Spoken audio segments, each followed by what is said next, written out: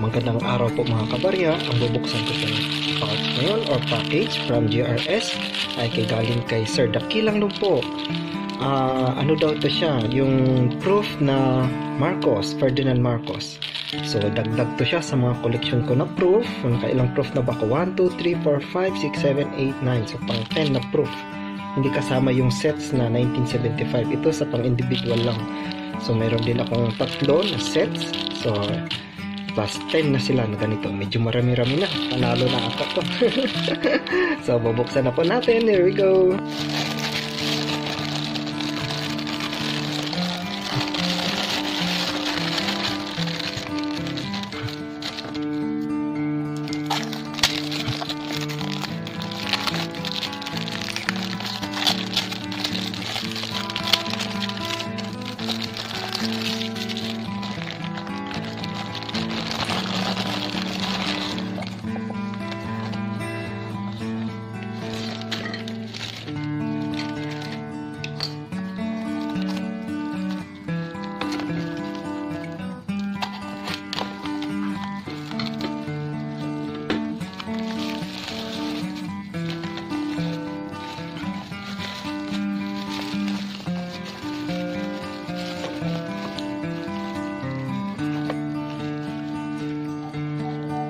Wow, so ito na po yung item na proof na silver coin Marcos na may value na 50 pesos sa likod.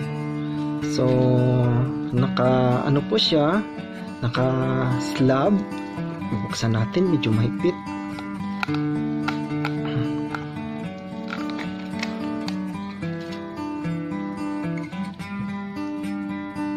Okay, so ito po yung coin na na-receive ko.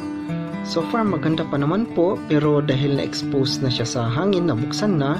So ayan, meron na siyang mga toning, nag-iba na yung kulay. So far maayos naman. So maganda naman po siya pa, yung kondisyon niya. And try natin bubuksan ang mga. Okay, so ito na po yung proof coin na na-receive ko.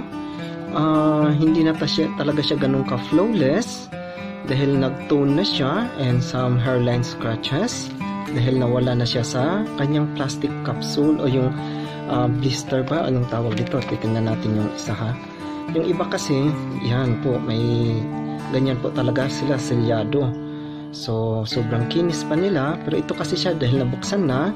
So, common na sa kanya yung parang nagfe-fade yung kulay dahil nagtutone na po sila.